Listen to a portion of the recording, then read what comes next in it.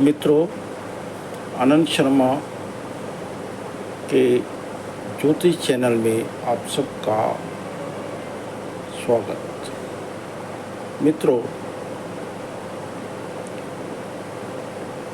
बहुत बीमार मैं पड़ गया था, इसलिए मैं कम से कम 2-3 महीने आपसे दूर रहा।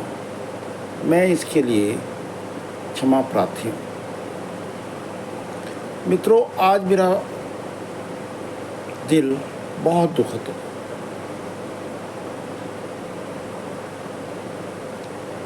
इसलिए मैंने सोचा कि मैं अपने बारे में आपको बताऊं कि मैं कौन हूं और ज्योतिष में कैसे आया।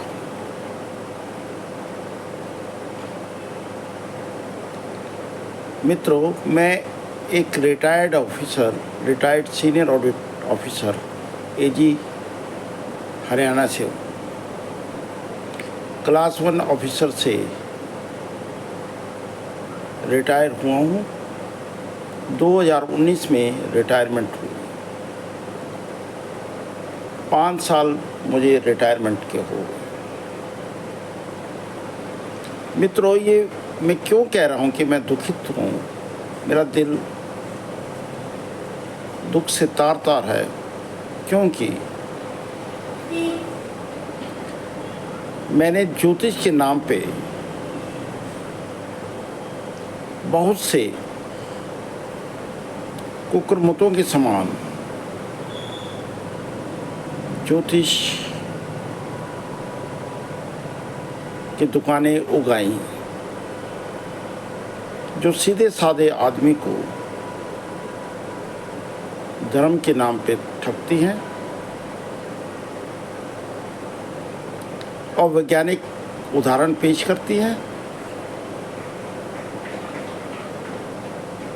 जैसे अभी मैं एक ज्योतिषी के पास गया तो वहाँ पे एक जजमान आया हुआ था। जजमान ने उसको 50,000 रुपये की दक्षिणा दी।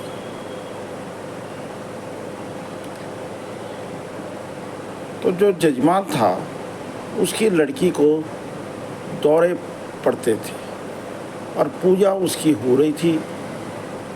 पंडित जी ने ये नहीं कहा कि आप डॉक्टर के पास जाइए। पंडित जी ने कहा कि ये पूजा के द्वारा सब ठीक हो जाएगा। मित्रों, पूजा अपनी जगह अलग है और बीमारी का डायग्नोज होना अपनी जगह अलग है। मैं आपको इस वीडियो के द्वारा आपको वार्न कर रहा हूँ ऐसे ज्योतिषियों से जो महंगी पूजाएं कराकर आपको भ्रम में रखते हैं कि आपकी बीमारी ठीक हो जाएगी। बीमारी आज तक कोई भी ऐसी पूजा नहीं बनी है जिससे बीमारियां ठीक होती हैं। और मिर्गी का इलाज, जो दौरे पड़ने मिर्गी का इलाज, तो न्यूरोलॉजी के पास ही है।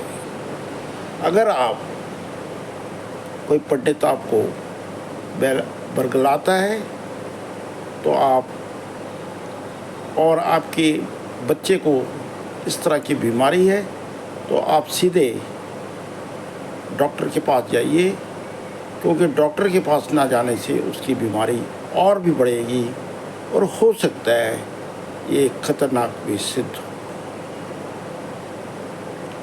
तो मित्रों, इन्हीं सब का खंडन करने के लिए 2022 में मैंने ज्योतिष में आने का निर्णय लिया। मैंने सारे ग्रंथ पढ़े, ज्योतिष संहिता पढ़ी और ज्योतिष के बारे में तथ्यात्मक जानकारी ली। परंतु फिर भी मैं अपनी ज्योतिष इस वीडियो के द्वारा आपको बताना चाहता हूँ कि मैं कभी कोई पूजा किसी जजमान को बरगलाता नहीं, साफ साफ उसको कह देता हूँ। हाँ, ज्योतिष में कुछ मंत्रों की व्यवस्था है। जैसे सोमवार के लिए अगर आपका चंद्र खराब हो उसके लिए मंत्र है, मंगल के लिए मंत्र है, बुध के लिए, इस तरह सभी ग्रहों के लिए मंत्र है। परंतु आप कहें कि मेरी बीमारी अगर ठीक हो जाए, मेरी लाइलाज बीमारी जैसे ब्लड प्रेशर है, शुगर है, वो पूजा करके ठीक हो जाएगी, तो दोस्तों ये अपने आप को धोखा देने वाली बात है। धन्यवाद। इसके अतिरिक्त मैं लेखक भी हूँ, 15 साल से लिखने लगा था और आज तक मेरी 12 किताबें प्रकाशित हो चुकी हैं। हरियाणा साहित्य अकादमी और चंडीगढ़ साहित्य अकादमी ने इसको अनुदान दिया है। हरियाणा साहित्य अकादमी द्वारा पुरस्कृत हो चुकी हैं और मैं एक पढ़ा लिखा ज्योतिष भी हूँ और मैंने इग्नू से एमए ज्योतिष भी रिटायरमेंट के बाद पूरी की है। धन्यवाद दोस्तों। ये तो थी मेरे बारे में जानकारी। आज बहुत दिनों के बाद ये राज मैं खोल रहा हूँ। मुझे ऐसा लगा कि दर्शकों को इस राज से अवगत होना चाहिए और ज्योतिष के बारे में मेरे क्या विचार हैं उसके बारे में अवगत होना ही चाहिए। तो फिर मैं एक बार फिर बता दूं कि ज्योतिष आपके भविष्य को बताती है। मंत्रों द्वारा इलाज किया जा सकता है। महंगी महंगी पूजाएं कराकर जो पंडित आपको धोखे में रखते हैं वो बेसलेस है। तो अब मैं अभी इतनी देर बाद आया हूँ, तो अब मैं अपना आपका ज्योतिष से संबंधित चैप्टर आपको बताई दूँ। तो आपको पता है कृष्ण पक्ष और शुक्ल पक्ष की 15-15 तिथियाँ होती हैं। कृष्ण पक्ष में अमावस्या आती है जबकि शुक्ल पक्ष में पूर्णिमा होती है। कृष्ण पक्ष की तिथि प्रतिपदा से शुरू होती है।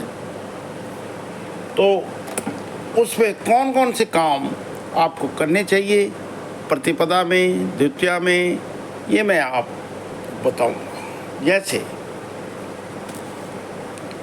प्रतिपदा, इसका स्वामी अग्नि होता है।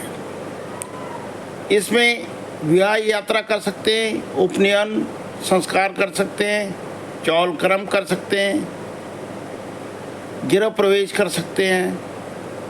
द्वितीया, इसका जो भगवान, इसका जो स्वामी होता है वो ब्रह्मा होता है। इसी तरह तृतीया का स्वामी पार्वती, संगीत, विद्या, कर्म आदि कर सकते हैं। चतुर्थी का जो स्वामी होता है वो गणेश होता है। पंचमी का स्वामी जो होता है सर्प होता है। तो पंचमी में किसी का ऋण नहीं देना चाहिए। षष्ठी होता है, षष्ठी का जो स्वामी है वो कार्तिकेय है। सप्तमी का स्वामी सूर्य है। इसमें विवाह, हस्तिक्रम, विवाह, संगीत क्रम, वस्त्राभूषण आदि। अष्टमी का स्वामी शिव है। इसमें युद्ध किया जा सकता है, वास्तुकारी किया जा सकता है, राजकार्य किया जा सकता है, आमोद प्रमोद, लेखन, नृत्य किया जा सकता है। नवमी का स्वामी स्वामी दुर्गा है,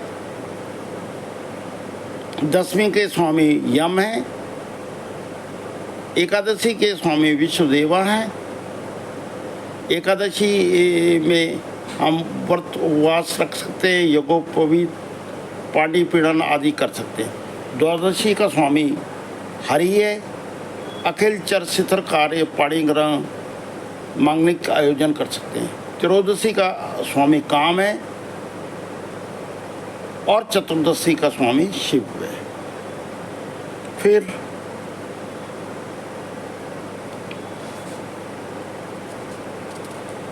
कृष्ण पक्ष के जो और अमावस्या का स्वामी पितर है।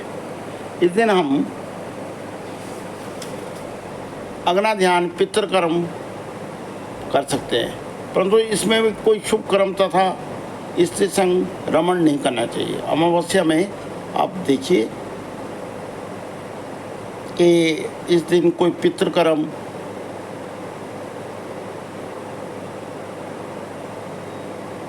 इसमें कोई शुभ कर्म तथा स्त्री संक्रमण नहीं करना चाहिए।